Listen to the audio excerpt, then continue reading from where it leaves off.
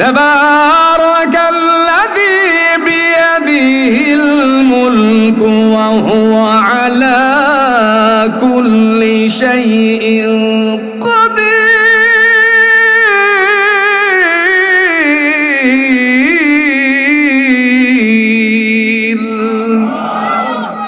তিনি হলেন বরকতময় রব, যার হাতে ক্ষমতা। ইন্নাল্লাহা আলা কুল্লি শাইইন কাদির, সমস্ত বস্তুর উপরে ক্ষমতা কার। সুতরাং দাম্ভিকতা প্রয়োগ করা যাবে। পৃথিবীতে যত মানুষ দাম্ভিকতা করেছে, আমার আল্লাহ তারে দুনিয়াতে ধ্বংস করে দিছে। কোরআন থেকে আমরা যা বিস্তারিত বর্ণনা পাই, আপনারা জানেন বনি ইসরাইলের বড় একজন নেতা ছিল, নাম কি? বাদশা ছিল বনি ইসরাইলের, নাম কি? কথা কয় না। ফেরাউন। বনি ইসরাইলের বড় নেতার নাম ছিল রাজ্য পরিচালনাকারী ফেরাউন। ফেরাউন যখন রাজ্যের মধ্যে রাষ্ট্র পরিচালনা শুরু করেছিল, সেই সময় প্রজাদের উপরে অত্যাচার করত। অত্যাচারের কারণে মাত্রা যখন বাড়তে শুরু করলো, আমার আল্লাহ তারে ধ্বংস করে দেওয়ার জন্য সেই সময়ের মধ্যে একজন নবী পাঠাইয়া দিলেন। নাম কি? আরো জোরে। হযরত মূসা কালিমুল্লাহ দুনিয়ায় আসার আগে সমস্ত গণকেরা বসে গেল, বলছে 3 দিন 3 রাতের ভিতরে এমন একজন মানুষ পৃথিবীতে আগমন করবে যা আপনার মসনদটারে খান খান করে দিবে। মূসা আলাইহিস সালাতু ওয়াস সালামের মায়ের গর্ভ থেকে সন্তান ভূমিষ্ঠ হয়েছেন। আল্লাহ বলেন, কোরআন দিয়ে তিনি ঘোষণা দিয়েছেন তারা অগণিত শিশু সন্তানদেরকে হত্যা করেছে। কথা বলেন ঠিক কিনা? যেই দুনিয়াতে আগমন করল, মা পেরেশানিগ্রস্ত হয়ে গেলেন। আল্লাহ বললেন, মুসার মা লা তাখাফি ওয়ালা তাহজান, পেরেশানিগ্রস্ত হবেন না, চিন্তিত হবেন না। আমি আল্লাহ আপনার সন্তানকে যেই ঘর থেকে তুমুল জুড়ে আওয়াজ আসছে মেরে ফেলার, আমি ওই ঘরের মধ্যেই তারে আমার পক্ষ থেকে লালিত পালিত করব। সন্দুকের ভিতরে ভরে তারপরে ছেড়ে দিলেন।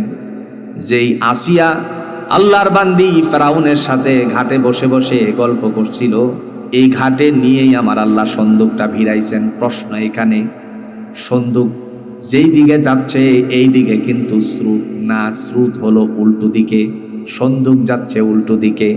যে অবস্থায় চলে গেল, যাওয়ার পরে আল্লাহ পাক রব্বুল আলামিনের বান্দা ডেকে ডেকে বলল, ফেরাউন এইটার ভিতরে কি হতে পারে, উল্টো পথে আসছে কেন? আসিয়াকে বলল, আসিয়া রে দেখো তো এটা কি? আসিয়া বলেন, এটা উঠানো হলো। দেখলো ফুটফুটে একজন সন্তান তার ভূমি এই সন্দুক থেকে বেরিয়ে আসছে। আর পিছনে পিছনে আল্লাহর বান্দা হযরতে মূসা আলাইহিস সালাতু ওয়াস সালামের বোনকে রহিমারে পিছন দিক থেকে পাঠিয়ে দিয়েছিল। মা বলে যে কোন দিকে যায় একটু খেয়াল রাখিস। রহিমা দৌড়ে এসে বলছিল, ফেরাউনের ঘাটে গিয়ে লাগছে। সে পেরেশানিগ্রস্ত হয়ে গেল, আবার গেছে তার বাড়িতে। যাওয়ার পরে আল্লাহ পাক রব্বুল আলামিনের বান্দা সেখানে উঠানোর পরে বলছে, এটা তো ছেলে সন্তান, তারে হত্যা করা যায়? আসিয়া আল্লাহর বান্দি বললেন, এতে আমার দৃষ্টি আকর্ষিত করেছে, তারে হত্যা করিও না, আমি তারে লালন পালন করব, কারণ তার কোনো সন্তান। একটি পর্যায়ে বাড়িতে নেওয়ার পরে যখন আল্লাহর বান্দাকে দুধ পান করাতে হবে, তৎকালীন সময়ে দুধের যে সমস্ত মহিলাগুলো ছিল সমস্ত মহিলাদেরকে একত্রিত করলো। মূসা আলাইহিস সালাতু ওয়াস সালামের বোন আল্লাহর বান্দি রহিমা তিনিও সেখানে উপস্থিত ছিলেন। একজন একজনের বুকের দুধ দিতে চাই, তিনি একটা দুধও পান করে না। তার কারণ একটাই, দয়াময় আল্লাহ সেটা নিষেধ করে দিয়েছেন। সুবহানাল্লাহ বলেন। রহিমা দাঁড়িয়ে দাঁড়িয়ে বলছেন, আল্লাহর বান্দি বললেন, আমার কাছে একজন মহিলা আছে যার দুধ এমন কোনো শিশু নাই পান করে না। আমার মনে হয় তারে ডাকলে পরে হয়তো লাভবান হতে পারেন। নিজেই নিজের সন্তানকে দুধ পান করিয়ে বড় করেছেন। অনেক লম্বা ঘটনা, আমার ঘটনা বলা উদ্দেশ্য নয়। নিজে সন্তান লালন পালন করা শুরু করলো। একটু বড় হওয়ার পরে একদিনের ঘটনা, বগলের নিচ দিয়ে ফেরাউন আস্তে করে 2 হাত দিয়ে আসিয়া যখন বলেন একটু রাখেন, এই মুহূর্তে ভিতরে হাত ঢুকিয়ে আস্তে আস্তে করে নড়াচড়া করার সময় ডাক দিয়ে বলতেছে, আনা রব্বুকুমুল আ'লা। আমি হলাম বড় খোদা। আচ্ছা আপনারা বলুন তো, ফেরাউন কি খোদা না হুদা? বুঝছেন না? হুদা বুঝছেন নি? হুদা কিশোরগঞ্জের ভাষা হুদা মানে কি? খালি। ব্রাউনবাড়ির ভাষাটাও কি? হুদা। তার মানে ফেরাউন হলো হুদা মানে খালি। যেই মাত্র এই কথা বলছে, আল্লাহ পাক রব্বুল আলামিনের বান্দার হাতটাকে পিছন দিকে নিয়ে এরপরে জোরসে এক কান মেরে দিছে। এমন জোরে থাপ্পড় মারছে, ফেরাউন ডাক দিয়ে বলে, আসিয়া রে, এই সন্তানকে হত্যা করে ফেলবো, কারণ আমার মনে হচ্ছে এই আমার মসনদ খান খান করে ফেলবে। আল্লাহ বলেন, হ্যাঁ, তোমার মসনদ খান খান করার জন্য আমি তারে তোমার ঘরেই পাঠাইয়া দিছি। সুবহানাল্লাহ বলেন। প্রিয় ভাইয়েরা আমার, একটা থাপ্পড় দিয়েছিল। তাফসিরে উশিরের মধ্যে আমি লক্ষ্য করেছি এই থাপ্পড়ের ওজন কতটুকু এই নিয়ে বলা আছে। মুফাসসিরে কেরামগণ বলেন 70 যুবকের যত থাপ্পড়ের ওজন আছে, একটা থাপ্পড়ের মধ্যে এত বড় ভারী ওজন আছে। আপনারা সাক্ষী দিয়ে বলুন তো, থাপ্পড় কি, ঘুষি কি ওজন করা যায় নাকি? কি না? না, কোনো কথা নাই। ঘুষি ওজন করা যায় কি যায় না? বিশ্বাস না হয় আপনারা কক্সবাজার যাবেন, বিভিন্ন জায়গায় দেখবেন পোলা পাইনতে মেশিনের মধ্যে ঘুষি দিতে আছে। হ্যাঁ আছে তো, এই যে দেখছেন, তো ঘুষি দিয়ে ওজন দেওয়া যায় কিনা? কথা কোনাকে যায় কিনা? ঘুষি মারছে, পয়েন্ট আসছে 999। কয়শো? একদিন অন্যদের দিকে তাকায় আমি একটা ঘুষি দিছিলাম। আমি দেখলাম এক ঘুষি দেওয়ার পরে হাতে ব্যথা পাইছি 500-র উপরে উঠছে। আমি মনে মনে চিন্তা করলাম, আজাইরে ফেসাল পারলে লাভ নাই, গজওয়ায়ে হিন্দের জন্য তুই মনে হয় প্রস্তুত না। পিছন দিক থেকে হাফেজে কোরআন ছোট এক বাচ্চা, হ্যাঁ কইতাছে, হুজুর আমিও একটা দিব। আমি কইলাম, তুই যদি দেস তোর টাকা আমি দিব। এমনি করে হাত নিয়ে মারছে এক কান। যেই ঘুষি মারলো দেখলাম 960। কত? তার কারণ হইল বোর্ডিং এ ডাইল আসেনি। এ কথা কয় না রে, ডাইল আসেনি।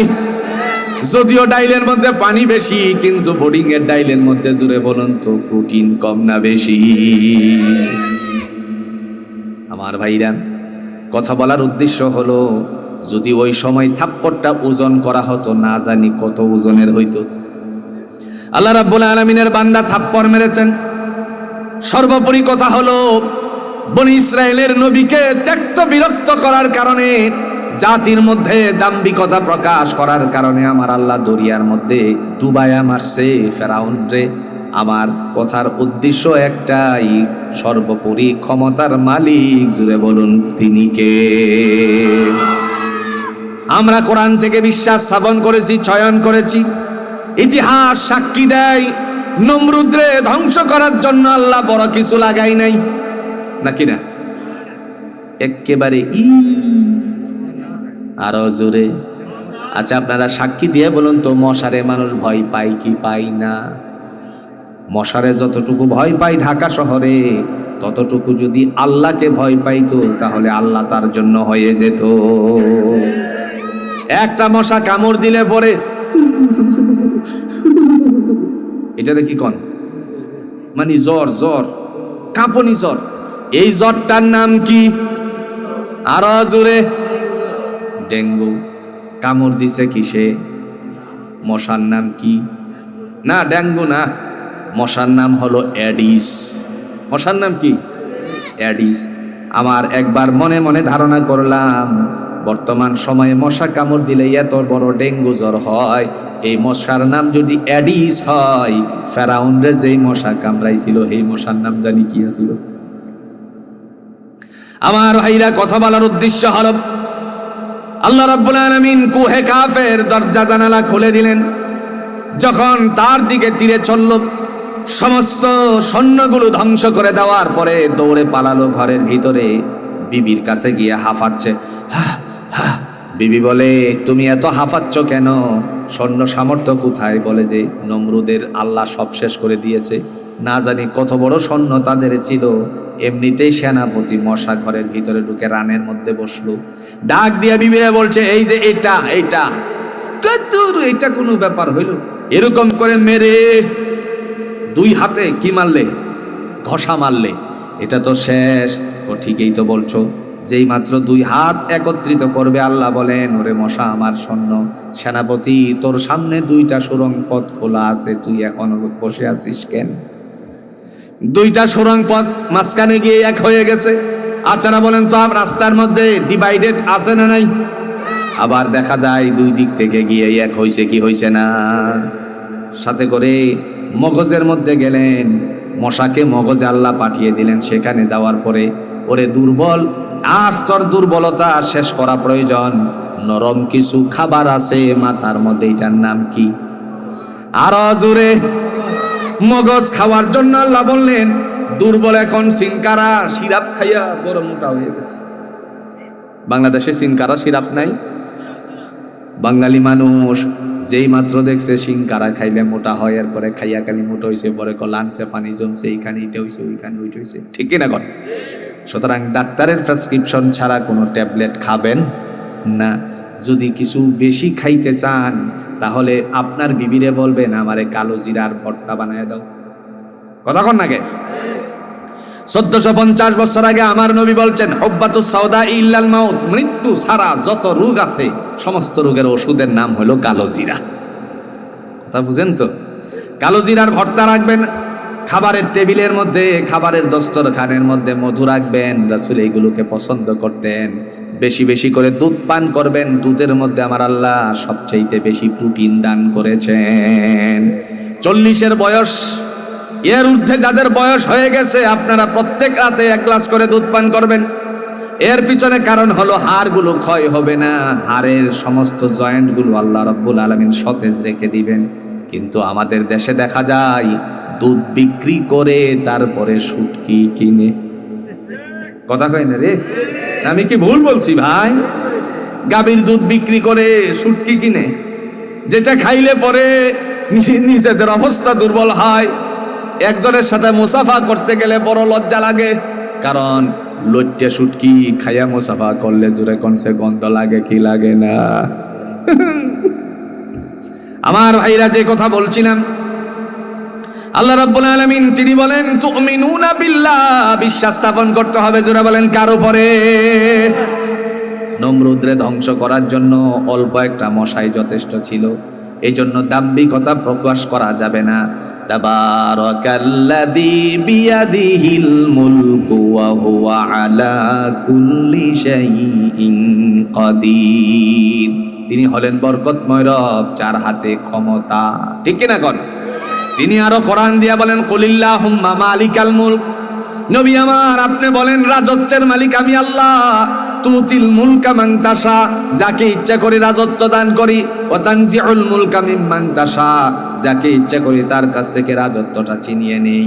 ওয়া তুইজ্জু মান তাশা, যাকে ইচ্ছা করি সম্মানিত করি। ওয়া তুযিল্লু মান তাশা বিয়াদিকাল খায়র, আবার যাকে ইচ্ছা করি অসম্মানিত করি। এই জন্য ভাইয়েরা আমার, সম্মান অসম্মান এই দুইটা জিনিসকে বিবেচনা করে আমাদের সামনে অগ্রসর হওয়া দরকার আছে কিনা? আর জোরে বলেন, দরকার আছে কিনা? আগামী দিন আসতেছে। আমার ভাই জালালী সাহেব বলছিলেন, ওয়ালা তুফসিদু ফিল আরদ, জমিনে বিশৃঙ্খলা করো না। নির্বাচন আসলে পরে মারামারি কম না বেশি? জোরে কোন, আপনারা মারামারি করবেন না, রাজি আছেন তো? আবার একটা কথা আছে, আমার ভোট আমি দিব যাকে খুশি তাকে দিব। এই কথা আজকের থেকে পরিহার করুন। আমার ভোট আমি দিব, সৎ মানুষ দেখে দিব, ঠিক কিনা বলে? এই কথা বলার কোনো সুযোগ নাই ইসলামে। সৎ ব্যক্তি দিয়ে আপনাকে মত প্রয়োগ করতে হবে, কারণ কোরআন এটাকেই সাপোর্ট করে। প্রিয় ভাইয়েরা আমার, এরপরে আল্লাহ রাব্বুল আলামিন ডেকে বলেন, তুনজিকুম মিন আযাবিন আলীম, জাহান্নাম থেকে মুক্তি পাওয়ার জন্য তোমাকে 2 নাম্বার ব্যবসার আইটেমটা নিতে হবে। সেই 2 নাম্বার ব্যবসার আইটেমের নাম হলো ওয়া রাসূলিহি, নবী মুহাম্মদ সাল্লাল্লাহু আলাইহি সাল্লামের উপর বিশ্বাস স্থাপন করতে হবে, তিনি আল্লাহর নবী, ঠিক কিনা বলেন? আল্লাহ কোরআন দিয়া বলছেন সূরাতুন নিসার ৮০ নম্বর আয়াতে, মান ইউতি'র রাসূল ফাকাদ আতা'a আল্লাহ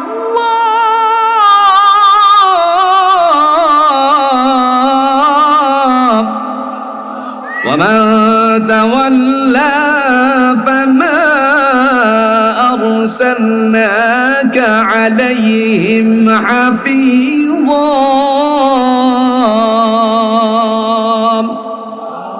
কার কথা? আল্লাহ বলেন মান ইউতি'র রাসূলা ফাকাদ আতা আল্লাহ, যারা আমার নবীকে মান্য করে তারা আমি আল্লাহকে মান্য করলো। আর একটু আস্তে কোন সুবহানাল্লাহ। এবার আপনাদের কাছে প্রশ্ন হলো, নবীরে মান্য করারও সিস্টেম আছে কিনা? একটু আস্তে কোন। নবী গো তোমারে অনেক ভালোবাসি, এরকম ভালোবাসার মানুষ আছে কিনা? হ্যাঁ, খুব আছে। আমরা বলি গুড, ওয়েলকাম, তোমার জন্য সুস্বাগত। বাংলাদেশে মিলাদুন নবী পালন করতে গিয়ে লম্বা লম্বা র্যালি, জুড়ে বলেন তো হয় কি হয় না? ঢাকা শহরে বিরাট লম্বা র্যালি। জিজ্ঞেস করা হয়, ভাই তুমি কি নবীকে মানো? অবশ্যই মানি। যদি জিজ্ঞেস করা হয় নবীকে যদি মেনে থাকো তাহলে বলো তো ফজরের নামাজটা পড়ছো? হুজুর আপনার কি মনে নাই, জানুয়ারি ঠান্ডা যে চলতেছে, সারাদিন আমি পরিশ্রম করছি, কেমনে নামাজটা পড়ি? আপনারা সাক্ষী দিয়ে বলুন তো, নবীরে মান্য করলে নামাজ আদায় করা দরকার আছে নি? আরো জোরে দলিল আছে। সূরাতুজ জুমারের 11 নম্বর আয়াত। কয় নাম্বার? আল্লাহ রাব্বুল আলামিন তিনি ডাক দিয়া বলেন, নবী আমার আপনি ঘোষণা দেন, কুল ইন্নী উমিরতু আন আ'বুদাল্লাহা মুখলিসাল লাহুদ্দিন।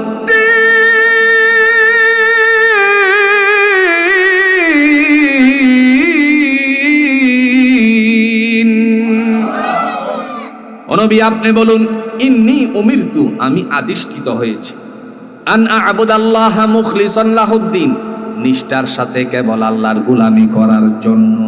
নবী যদি একগ্র চিত্তে আল্লাহর গোলামি করার জন্য পৃথিবীতে আসতে পারে, উম্মতের জুড়ে বলুন তো গোলামি করা দরকার আছে কিনা? কিন্তু এই সময় বরংস নবীর হুকুম মান্য না করে, আল্লাহর বিধান পালন না করে গজল বানাই। কি বানাই? আপনাদের এলাকায় গজল আছে? আল্লাহর নবী দুই একজন পিছে ভক্তবৃন্দ থাকলে নূর নবী গো আপনি নবী আমার জীবনের জীবন, রাহমাতুল লিল আলামিন, আপনি নবী উম্মতের জাবিন, আপনি নবী আমার আদমের ধন। আল্লাহর নবী নূর নবী গো আপনি নবী আমার জীবনের জীবন। হ্যাঁ না, নাউজুবিল্লাহ না, আন্তাজি নাউজুবিল্লাহ কইলেই তো না, কথা সত্য। কথা কি? আরো জোরে। কিন্তু নবী জীবনের জীবন তার হয় না, কারণ রাসূলুল্লাহর আনুগত্য সে করে না। ঠিক কিনা বলেন? আমার ভাইরা, নবীর আনুগত্য করলে পছন্দ করে কে? আরো জোরে। সাইয়্যিদুল মুরসালিন আহমদ মুস্তাফা সাল্লাল্লাহু আলাইহি ওয়াসাল্লাম সম্পর্কে আল্লাহ বলেন, মান ইউতি'র রাসূলা ফাকাদ আতা আল্লাহ, নবী আমার যারা আপনাকে মান্য করে আমি আল্লাহকে তারা মান্য করলো। ওমান তাওয়াল্লা ফামা আরসালনাকা আলাইহিম হাফিজা, আর যারা আপনাকে মানলো না তাদের জন্য আমি আপনাকে রক্ষণাবেক্ষণকারী হিসাবে পাঠাই নাই। কে বলেছে? যদি মান্য করে তাহলে এরা আমার ভালোবাসা পাবে। আপনারা সাক্ষী দিয়ে বলেন তো, নবীর আদর্শ মানা দরকার আছে কিনা? পৃথিবীতে আপনি কোন নেতার আদর্শ মানবেন? কারণ অন্য নেতাদের পিছনের মধ্যে লাইগা রয়েছে সুরবা। কি কি সুরবা বোঝেন তো? পেঁয়াজের পিছনে কি আছে, রসুনের পিছনে কি আছে, ফেয়াইজে রসুন রে হিংসা করে বলে, ফেয়াইজ রে, ফেয়াইজে বলতেছে রসুন রে, রসুন ভাই রে, তোর পিছনে এত সুরবা কেন? রসুনে কয়, আমারটাই দেখলে তোরটা ছায়া দেখলি না।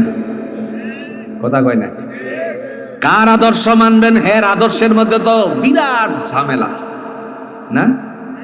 আল্লাহ কোরআন দিয়ে বলছেন, লাকাদ কানা লাকুম ফি রাসূলিল্লাহি উসওয়াতুন হাসানা। তোমার নবীর আদর্শের মধ্যেই রয়েছে তোমাদের চলার উত্তম নমুনা। আপনারা এখানে সাক্ষী দিয়ে বলেন তো, রাসূলুল্লাহর আদর্শের মধ্যে কি কোনো চুরি ছিল? আরো জোরে। সুরের শাস্তি কোরআনে আসেনি?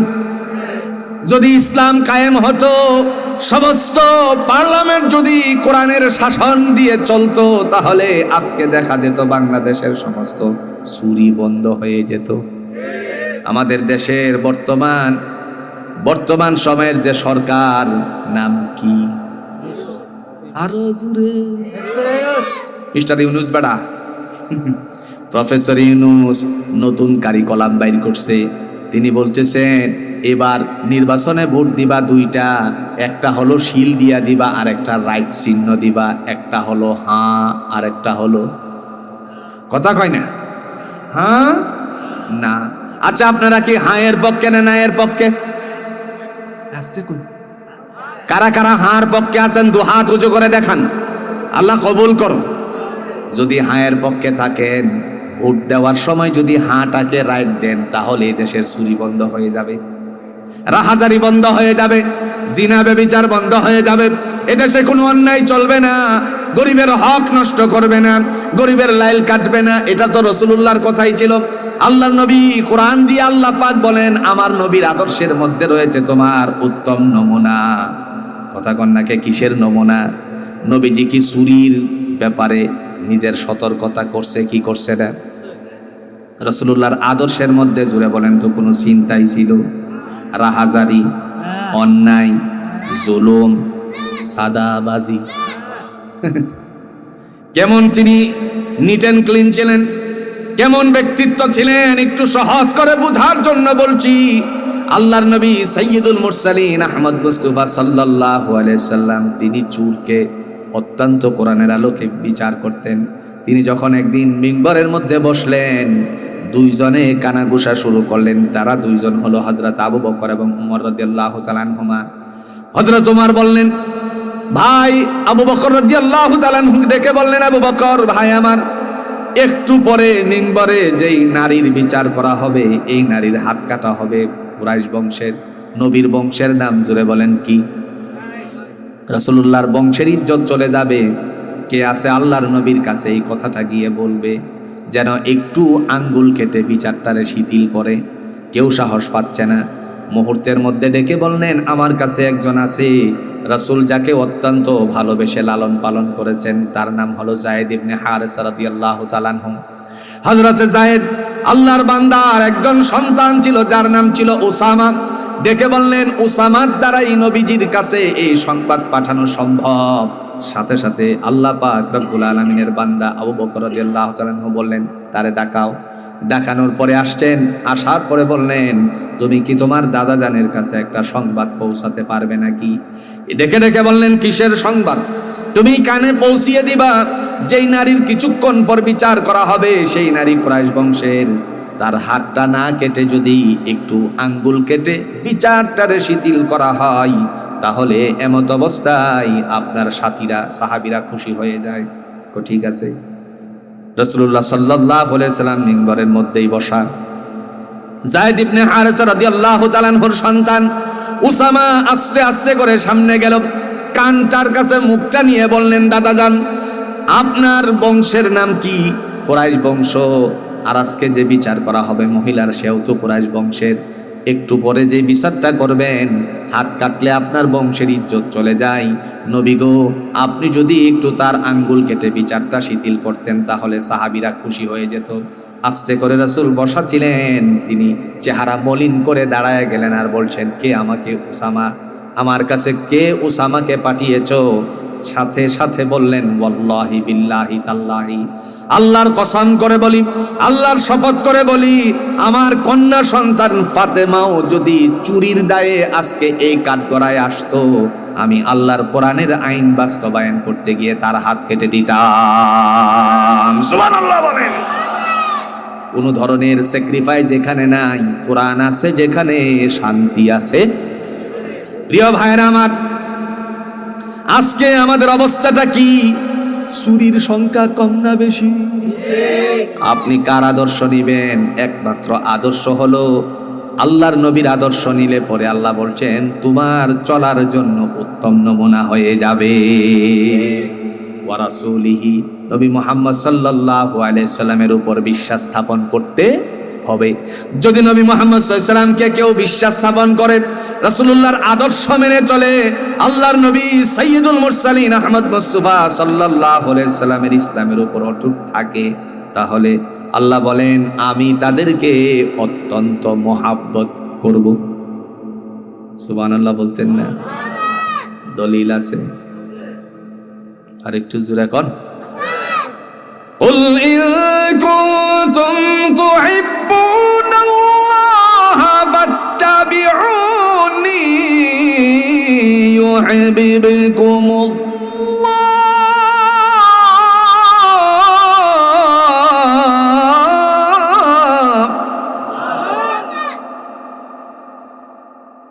ويغفر لكم ذنوبكم والله غفور رحيم।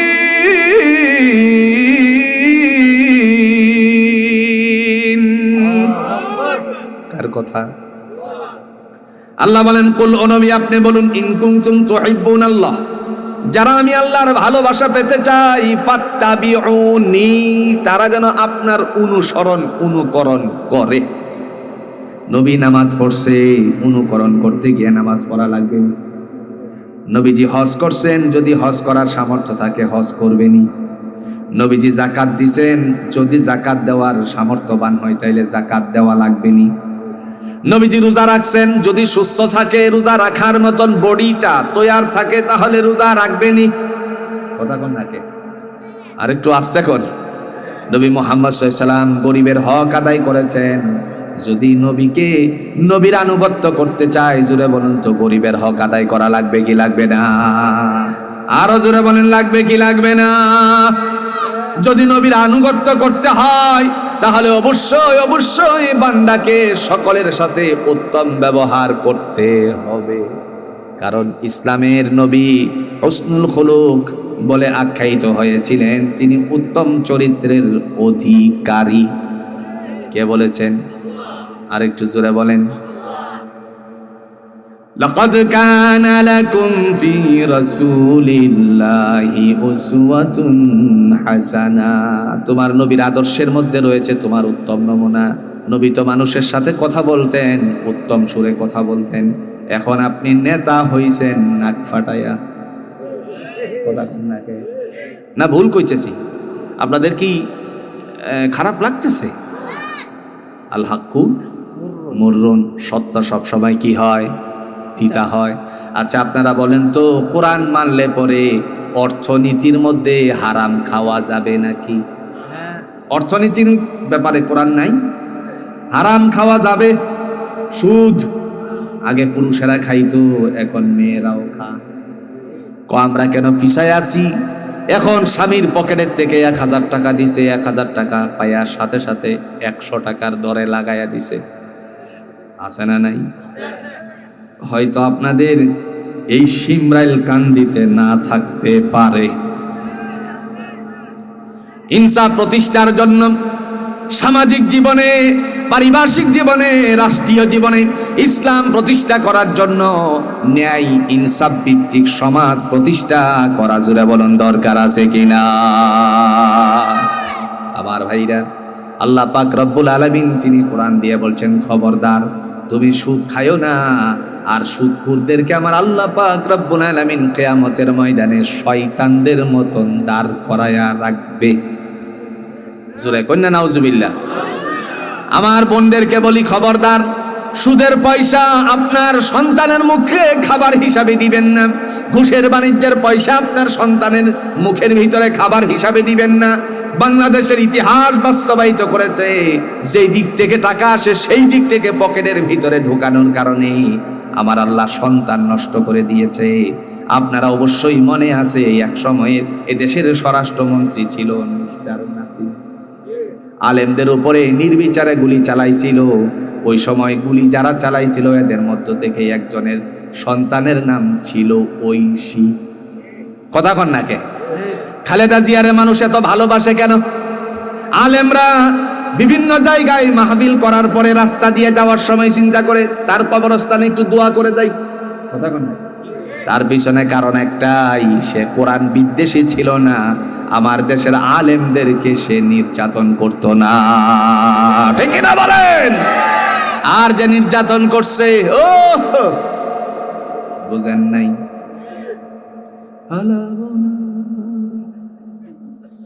আল্লাহ বলে, ও তো ইজ্জু মান তাশাউ ওয়া তুযিল্লু মান তাশাউ বিয়াদিকাল খায়র।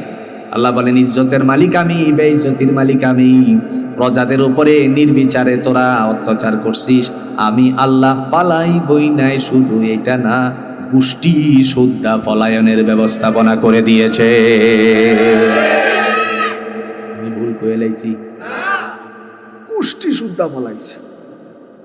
আমার ভাইরা, আমার যতটুকু মনে আছে, ব্রাহ্মণবাড়িয়ার আলেম ওলামাদেরকে হেফাজত ইসলাম বাংলাদেশের ওই ছোট্ট ছোট্ট নির্বিচারে তলেবে এলেমদের উপরে যারা আগ্রাসন চালিয়েছিল, শেষ পর্যন্ত বহু আলেমদেরকে লিস্ট করে তারপরে মামলা বাণিজ্য করছিল যারা, এরা জুড়ে বলুন তো এখন আছে? এই জুড়ে বলেন আছে? আমার মনে যতটুকু ধরে, যদিও কোরআন বলে, সূরাতুল লোকমানের শেষ আয়াতে আল্লাহ পাক রব্বুল আলামিন বলছেন, 5টা বিষয়ের জ্ঞানী আমি, আর কেউ জানে না। তোর মধ্যে একটা হলো মৃত্যু কার কখন হবে, কোথায় হবে। ওয়ালা আল্লাহ পাক রব্বুল আলামিন কোরআন দিয়ে বলছেন, এটা আমি ছাড়া কেউ জানি না। আমার মনে হয় তাদের মৃত্যুর ঘন্টা ওই দাদার দেশে বাজতে শুরু করেছে। কথা কয় না রে? একজন যায় অ্যাপোলো হসপিটাল থেকে বলছে নিয়ে যান, আর কোনো কাজ করে না। যদি বাংলাদেশে থাকতো তাহলে দেশের টাকা, জনগণের টাকা নিয়ে তারপরে চলে যেত সিঙ্গাপুর, এলিজাবেথে। কথা কন না কে? কিন্তু এখন ওই দাদার দেশে তারে সরকারিভাবে চিকিৎসাও দেয় না। এই দেশের ভিতর থেকে যা যা করছে এখন এই দেশে বইয়া সব বুক করতে আছে। কথা কয় না রে? কয়দিন পরে দেখবেন বুবুজানেরও খবর আছে। কথা কন না কে? এদেশের মানুষের উপরে নির্বিচারে গুলি চালিয়েছিল, আলেমদের উপরে। বন্ধু, খালেদা জিয়া মারা যাওয়ার পরে মানুষেরা তার জন্য দোয়া করেছে অন্তর থেকে। আর যখন তার রায় ঘোষণা হয়েছিল বাংলার জমিনে, বুবুর রায় ঘোষণা হওয়ার পরে আমরা লক্ষ্য করেছি সেখানে অন্য অন্য মানুষেরাই একজন আরেকজনের মিষ্টি খাওয়াইছে। না ভুল কইছি? একজনের মরাতে, একজনের মৃত্যুতে সুখের ছায়া পড়ে গেল, আলেমরা তার খাটিয়া নিয়ে চললো। যদিও আমি রেস্ট্রিকশনের কথা আগে বলছি, কিন্তু ইসলামিক দৃষ্টিকোণ থেকে জুড়ে বলুন তো, ভালোবাসার কোনো কমতি তার প্রতি মানুষের ছিল নাকি? তার পিছনে তিনি আধিপত্যবাদের বিরুদ্ধে লড়াইকারী। যদি ধরে না রাখেন, ও আমার ভাই তারেক রহমান, শুনে রাখেন, তাহলে আপনার অবস্থাও তারাই বাবার মতন করবে। কথা কয় নাকি? দেখবেন প্রিয় বন্ধু আমার, এদেশে আপসহীন নেত্রীর আঙ্গুলগুলো ফুলে গেছে, তার কারণ পয়জন ঢুকায় দিছে। দুনিয়ার জমিনে অত্যাচারের স্টিম রুলার চালাইছি। আমার আল্লাহ রাব্বুল আলামিন ডাক দিয়ে বলেন, আমি এমন মালিক, আমার পক্ষ থেকে ওয়া তুইজ্জু মান তাশা ওয়া তুযিল্লু মান তাশা বিয়াদিকাল খায়র। ইজ্জতের মালিক আল্লাহ, বেইজ্জতি করার মালিক আল্লাহ। সুতরাং আল্লাহ বংশ শুদ্ধা দেশ থেকে হলানোর ব্যবস্থা করে দিছে। নাইনি আল্লাহ বলেন, এই জন্য তোমার নবীকে মানবা, কারণ নবীর আদর্শের মধ্যে এই ধরনের কোনো দুর্নীতি ছিল না। সাইয়্যিদুল মুরসালিন আহমদ মুস্তাফা সাল্লাল্লাহু আলাইহি সাল্লাম তিনি ডেকে বলেন, জগতের মানুষকে ডেকে বললেন, ইয়া আইয়ুহান নাস, হে মানব সম্প্রদায়, কুলু লা ইলাহা ইল্লাল্লাহ তুফলিহুন, তোমরা যদি বলো আল্লাহ ছাড়া কোনো মালিক নাই, তিনি তোমাদেরকে কামিয়াবি দান করবেন। কারণ রাসূলুল্লাহর আদর্শের প্রত্যেকটার মধ্যে উত্তম নমুনা আসেনি। রাস্তা দিয়ে চলার সময় আমরা একে অপরকে পাইলে পরে কি করি?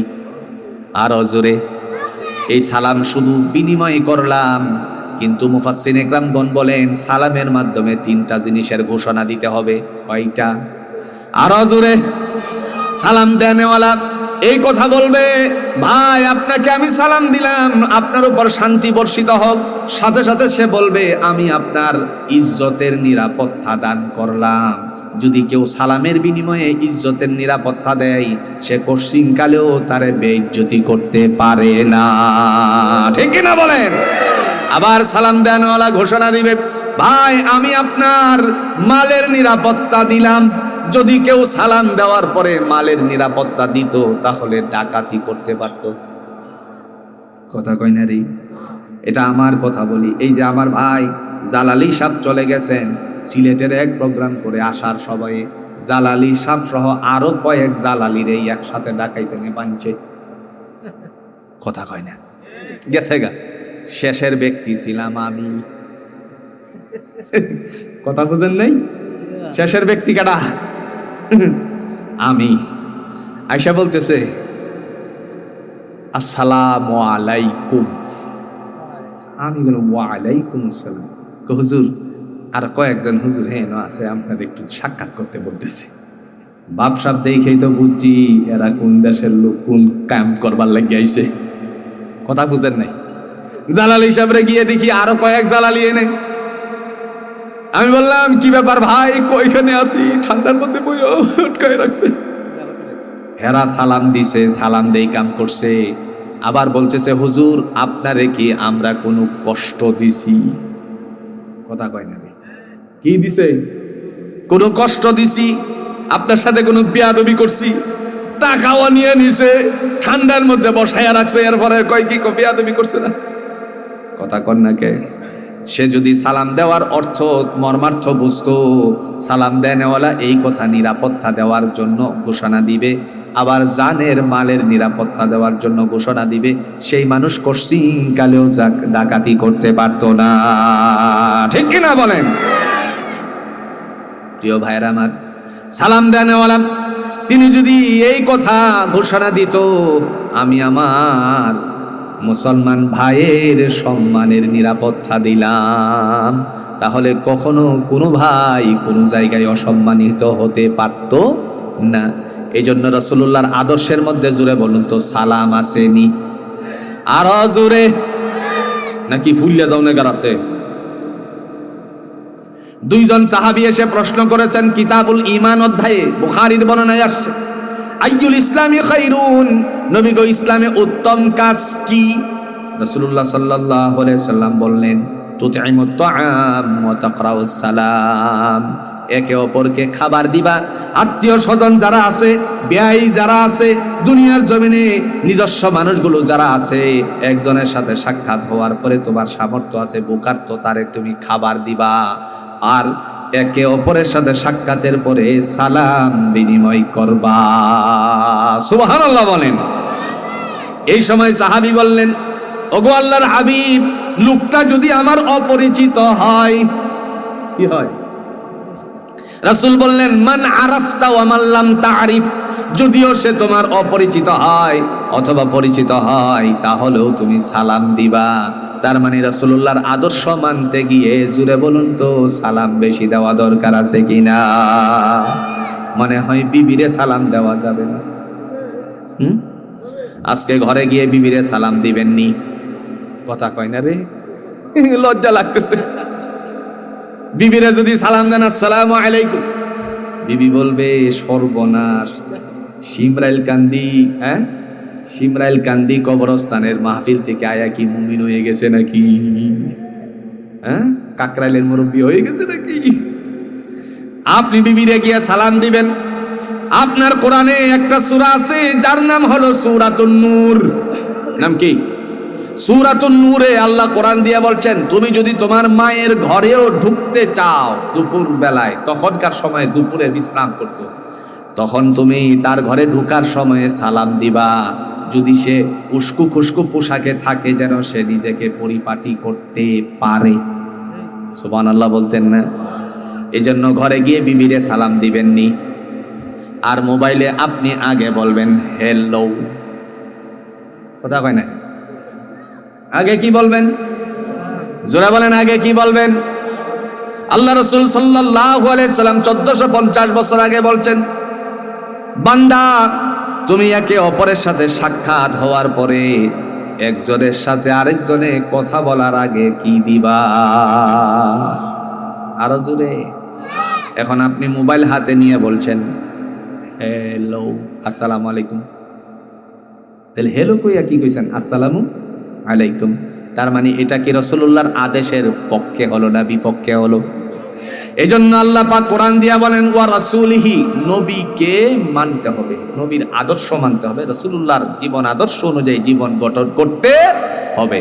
3 নাম্বার, ওয়া তুজাহিদুনা ফি সাবিলিল্লাহ, যুদ্ধ করতে হবে। জোরে বলুন, কার রাস্তায়? এই তো লাগছে ফেস। মৌলভী সাহেব এটা কি বললেন? জাতির মানুষেরা তো জঙ্গিবাদ বলে আখ্যায়িত করত। যারা জঙ্গিবাদ বলে আফগান মুজাহিদদেরকে বলতো, যখন তারা স্বাধীন রাষ্ট্রে পরিণত হলো, তারাই বলছে আফগান মুক্তিগামী সৈন্য। কথা কয় না? এরাই নিজেরা ঘোষণা দিয়ে বলছেন আফগান মুক্তিগামী সৈন্য। তার পিছনে জেনে গেছে এদের যে পাওয়ার আছে না নাই, দিয়েছেন কে? লিল্লাহি তাকবীর, লিল্লাহি তাকবীর, আরো জোরে। বন্ধু, আল্লাহ পাক রব্বুল আলামিন তিনি কোরআন দিয়ে বলছেন, বান্দারে যারা শাহাদাত বরণ করে তাদেরকে তোমরা মৃত বলো না, বাল আহইয়াউ ওয়ালাকিন লা তাশউরুন, বরংস তারা জীবিত, তোমরা বোধগম্য রাখো না। আমার দেশের একজন ছেলে, উস্কু খুস্কু চুল, আমার সামনে যখন আসছে, ভাই আসসালামু আলাইকুম, দোয়া করেন ভাই, আমার জন্য অনেক কিছু হচ্ছে। আমি ছেলেটারে দেখে বললাম মনে মনে, মইটা কি নেশাখোর নাকি? উস্কু খুস্কু চুল। আরেকদিন হঠাৎ করে একটা গুপ্ত কথা বলছে। গুপ্ত কথা বলার পরে আমি আশ্চর্যান্বিত হয়ে গেলাম, এর ভিতরে তো অ্যাটম বোমা আছে। কথা কন্যাকে আধিপত্যবাদের বিরুদ্ধে লড়াইকারী, হুঙ্কার দানকারী আমার ভাই শরীফ উসমান হাদিকে তারা মেনে নিতে পারে নাই, তাদেরকে আগুন লাগিয়ে দিয়েছিল কম্বলে। তার কথা অনুযায়ী কবি নজরুলের একটা কবিতা আবৃত্তি করে গোটা মানুষকে আবার সে জাগিয়ে দিয়ে গেছে। ঠিক না বলেন? আজকে মাদ্রাসার ছাত্ররা কবি নজরুলের সেই কবিতা আবৃত্তি করে, চলো বীর চলো, অন্যতম মশির বলো, অন্যতম মশির বলে, কি বলে না? বাচ্চাদেরকে মায়েরা শিক্ষা দিচ্ছে। আমরা লক্ষ্য করেছি ঢাকা শহরের ওই শাপলা চত্বর, যে শাপলা চত্বরে নাস্তিকবাদীরা হেফাজতের সমস্ত আলেমদের বিরুদ্ধে গিয়েছিল, আবার অন্যান্য আলেমদের বিরুদ্ধে গিয়েছিল। আপনাদের যতটুকু মনে আছে, ওই সময়ের নাস্তিকবাদের পক্ষে যারা ছিল তারা আমাদের প্রিয় কলিজার মানুষ আল্লামা আমিন সাহেব রহমাতুল্লাহ আলাইকে অত্যন্ত কষ্ট দিয়ে উজুর পানিও দেয় নাই কারাগারের মধ্যে। এরাই সবচাইতে বেশি কষ্ট দিছিল। যারা বলেন ঠিক কিনা? দীর্ঘ 50 বছর পর্যন্ত বুখারী পড়াইছেন, আসাহুল কুতুব বা'দা কিতাবিল্লাহ, আল্লাহর কোরআনের পরে যেই কিতাবটার নির্ভরযোগ্যতা রাখে সেই কিতাব পড়াইছেন। ওনাকে হুজুর পানি দেয় নাই, তাই এমন করে তারপরে নামাজ আদায় করতে হয়েছে। সুতরাং আল্লাহর গজব কি এমনি আইছে নাকি? কথা বুঝেন নাই? আমার বন্ধুরা, এই পথ যারা অবলম্বন করবে, ওই ফ্যাসিস্টের পথ যারা বেছে নিবে, মনে রাখবেন এরাও আল্লাহর গজবের তলে পড়ার লাগে রেডি হতে হবে। কথা কি ভুল কয়ে লাইছি? যদি আমার এই কথায় একদিন বিশ্বাস হয়, একদিন পালিত হয়, একদিন যদি কার্যকরী হয়, তাহলে অবশ্যই আপনাদের অন্তরে কথাটা বাড়ি দিবে।